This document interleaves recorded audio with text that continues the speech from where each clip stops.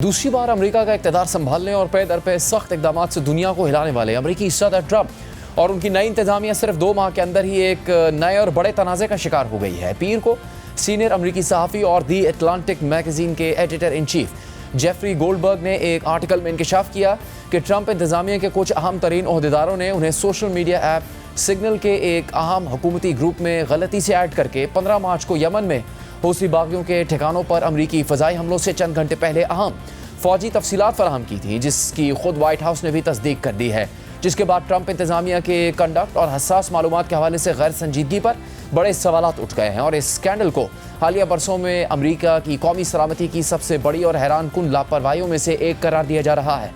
अमरीकी सेनेट में भी आज होने वाली इंटेलिजेंस कमेटी की समाअत में अमरीका की नेशनल इंटेलिजेंस की सरबराह तुलसी गैबार्ड और CIA चीफ जॉन रेडक्लिफ से इस मामले पर सख्त सवालात भी हुए हैं। सहाफ़ी जेफरी गोल्डबर्ग ने पीर को शाया अपने आर्टिकल में इंकशाफ किया था कि अमरीकी हुकूमती ओहदेदारों ने गलती से उन्हें एक मैसेजिंग चैनल में शामिल कर लिया जहां वो हूसी बागियों पर हमले की मनसूबाबंदी कर रहे थे। जेफरी गोल्डबर्ग ने मजीद लिखा कि दुनिया को 15 मार्च को दोपहर के 2 बजे से कुछ पहले मालूम हुआ कि अमरीका यमन में हूसी बागियों के ठिकानों पर बमबारी कर रहा है। तहम मैंने पहली बमबारी से 2 घंटे पहले ही अंदाज़ा लगा लिया था कि हमला हो सकता है। इसकी वजह यह थी कि सुबह 11:44 पर अमरीकी वज़ीर दिफ़ा पीट हेग्सेथ ने मुझे जंगी मंसूबा टेक्स्ट कर दिया था। इस मंसूबे में हथियारों के पैकेजेस, अहदाफ और हमले के वक्त से मुतालिक तफसीलात शामिल थी। फिर आगे जेफरी गोल्डबर्ग ने मजीद कहा कि 11 मार्च को उन्हें माइकल वॉल्ट्स नामी शख्स से खुफिया मैसेजिंग सर्विस सिग्नल से कनेक्शन की दरख्वास्त मौसूल हुई। वाज़ेह रहे कि माइकल वॉल्ट्स, जो माइक वॉल्ट्स के नाम से भी जाने जाते हैं और इस वक्त अमरीका की कौमी सलामती के मुशीर है, जेफरी गोल्डबर्ग के मुताबिक इब्तिदा में उन्हें लगा कि ये माइक वॉल्ट्स नहीं है बल्कि कोई शख्स ये नाम इस्तेमाल करके उनसे कोई इन्फॉर्मेशन निकालने की कोशिश कर रहा है।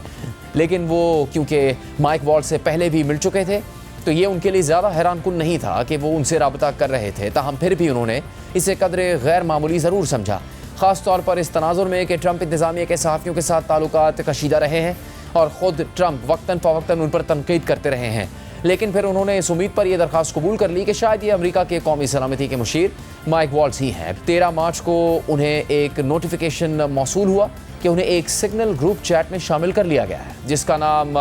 OCPC स्मॉल ग्रुप था। जेफरी गोल्डबर्ग ने अमरीकी हुकूमत के बारे में रिपोर्टिंग करने के अपने तजर्बे की बुनियाद पर यह समझा कि यहाँ PC का मतलब प्रिंसिपल कमेटी है, जो कि अमरीकी काबीना के आला ओहदेदारों पर मुश्तमिल एक कमेटी होती है और आमतौर पर सिक्योरिटी के मसाइल से वाबस्ता होती है।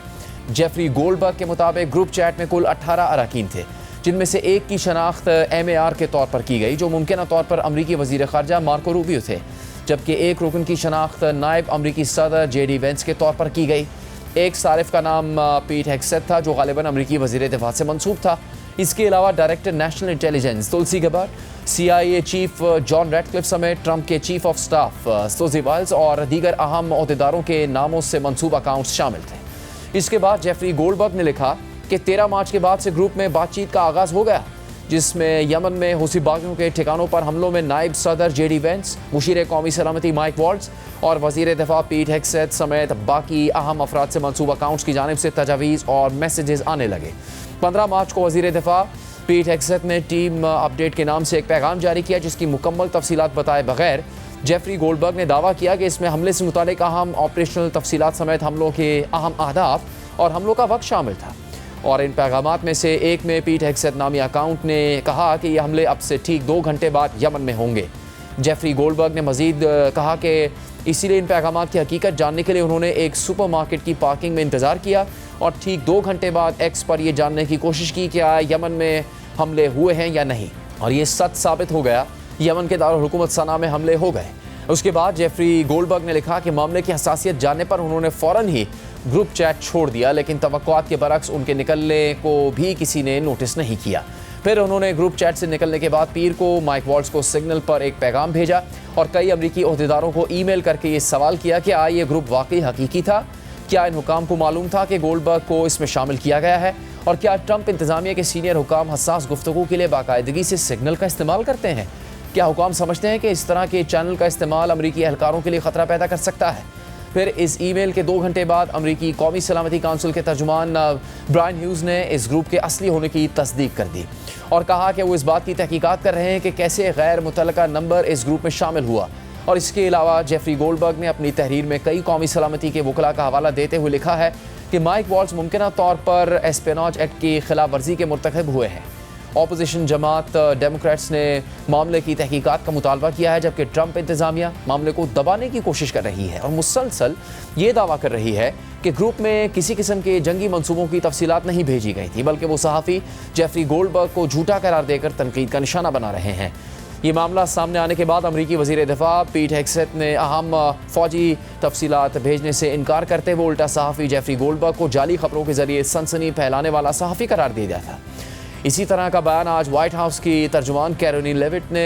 एक्स पर दिया। सदर ट्रंप ने भी ये मामला सामने आने पर शुरू में जेफरी गोल्डबर्ग और उनके इदारे पर सख्त तनकीद की थी, जबकि अब से कुछ देर पहले NBC न्यूज़ को दिए गए एक इंटरव्यू में ट्रंप ने अपने मुशीर कौमी सलामती माइक वॉल्स की गलती का एतराफ़ करते हुए कहा है कि उन्हें अब भी कौमी सलामती के मुशीर माइक वॉल्स पर एतमाद है। माइक वॉल्स अच्छा इंसान है और उन्होंने इससे सबक सीखा है, जबकि ट्रंप ने इस दौरान दावा किया कि जेफरी गोल्डबर्ग को सिग्नल ग्रुप चैट में शामिल करने वाला एक स्टाफ मेंबर था।